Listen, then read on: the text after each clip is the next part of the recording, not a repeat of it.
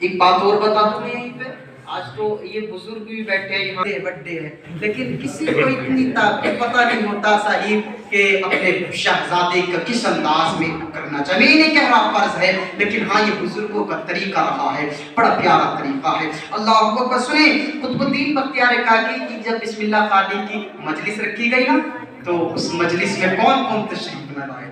بڑے بڑی عظیم شخصیتیں تشریف لائے، بہت عظیم شخصیتیں، اور اس میں وہ شخصیت بھی تشریف لائی تھی جس کا میں اور آپ ذکر کرنے کے لیے بیٹھے ہیں، یعنی خواجہ غریب نواز بھی اس مجلس میں تشریف.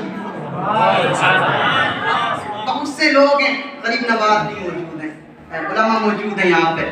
غریب نواز نے چاہا کہ وہ قطب الدین کی بسم اللہ خوانی، یعنی وہ چاہا انہوں نے کہ وہ شروع کرائیں، لیکن الہام ہوا معین الدین ٹھہر جاؤ، معین الدین ٹھہر جاؤ.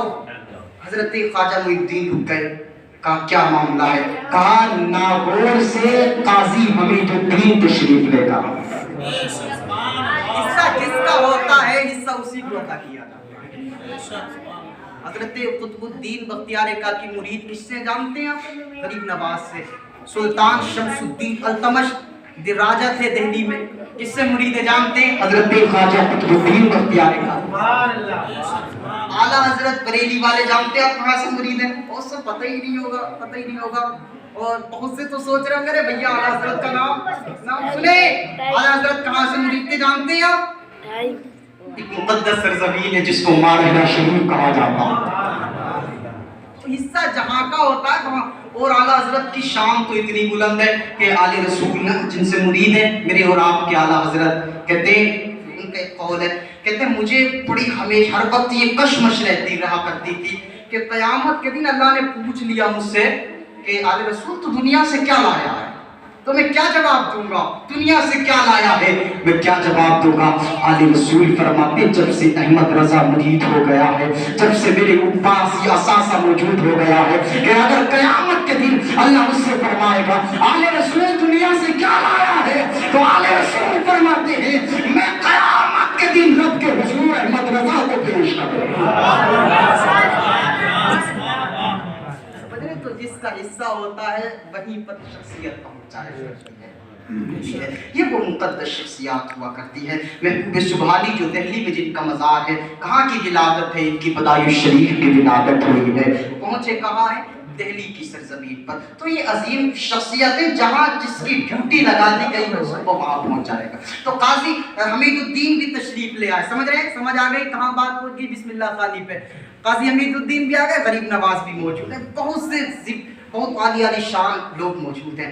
اب قاضی صاحب بیٹھے، کہتے ہیں بیٹا پڑھو اعوذ باللہ من الشیطان الرجیم بسم اللہ الرحمن الرحیم. انہوں نے اتنا کہا، قطب الدین بختیار کاکی نے جب شروع کیا اعوذ بسم اللہ سے پڑھنا شروع کرتے ہیں، ایک پارہ پڑھ دیتے ہیں. ایک پارہ مکمل ہوتا ہے تو پھر 2 پارے پڑھو. عمر کتنی ہے؟ 4 سال 4 مہینے 4 دن والی بن 2 پارے پڑھ دیتے ہیں. تیسرا شروع کرتے، تیسرا پارہ مکمل کر دیتے ہیں. چوتھا شروع کرتے، چوتھا مکمل کر دیتے ہیں. حد یہاں تک ہو گئی کہ پارہ شروع کرتے رہے، مکمل کرتے رہے، یہاں تک کہ قطب الدین بختیار کاکی نے بیٹھے بیٹھے قاضی حمید الدین اور غریب نواز کے سامنے 15 پاروں کی تلاوت مکمل فرمائی.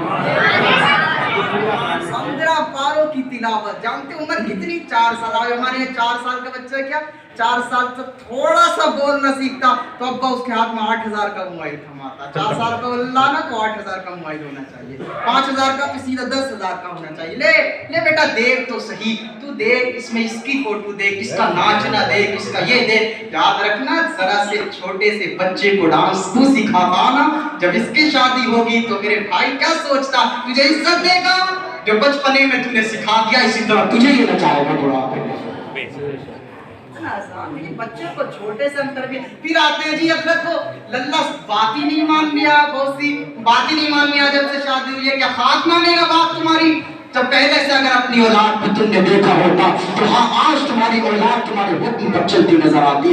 قاضی حمید الدین بیٹھے ہیں، حضرت غریب نواز بھی موجود ہیں. قاضی صاحب نے کہا تھا او بیٹا قطب الدین بتاؤ تو صحیح، آج تک تم نے کسی مدرسے میں نہیں پڑھا، تم نے یہ 15 بار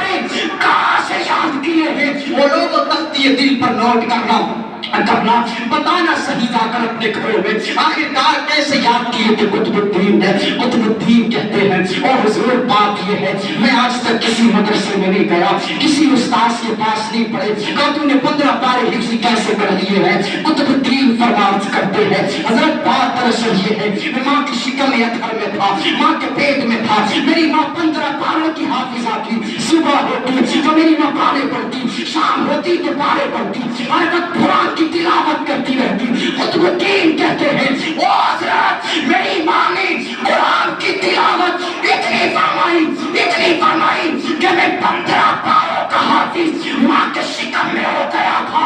میں دنیا میں بعد میں آیا, 15 پاروں کا حافظ پہلے بن چکا.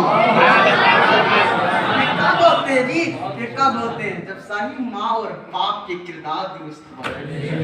دیکھا تو یہ جاتا نا جب عورت اس مدت میں بھی ہوا کرتی ہے تب بھی وقت اپنا سیریلوں کے پاس گزارا کرتی ہے, اور پھر شوہر کا معاملہ یہ ایک تیرا ٹائم کٹ ہی نہیں رہا ہوگا گھر میں, LCD بڑی والی لگوا دیتا ہوں, اس میں دیکھتے رہیے ٹائم کٹتا رہے گا. کاٹ لے جتنا ٹائم کٹوانا ہے, ہم قریب تجھے پتا چلے گا کہ بچے ٹائم پھر کیسا کاٹا کرتے ہیں. اللہ اکبر. میں کہتا ہوں صاحب ذرا سمجھے, ہم تھوڑا سا سمجھیں گے نا تو یقیناً ہماری اولاد ضرور سمجھتی نظر آئے گی, لیکن ہم نہیں سمجھیں گے تو یہ اولاد تبھی تو ہمیں آنکھیں دکھایا کرتی ہے, ورنہ اولاد کا معاملہ تو میرے نبی نے فرمایا ہما جنتوں کا بناروں کا, یہ والدین تمہاری جنت بھی تمہاری دوزخ بھی ہے. ہر کوئی اولاد ہر کوئی چاہتا ہے کہ وہ جنت کمائے, جنت میں جائے, لیکن یہ کیسی اولاد ہے کہ ماں باپ کو ستاتی ہے. قصور اولاد کا بعد میں ہے, ماں باپ کا پہلے ہے. اگر ماں باپ تربیت درست کریں گے تو ہر اولاد اپنے ماں باپ کا کہنا مانتی نظر آئے.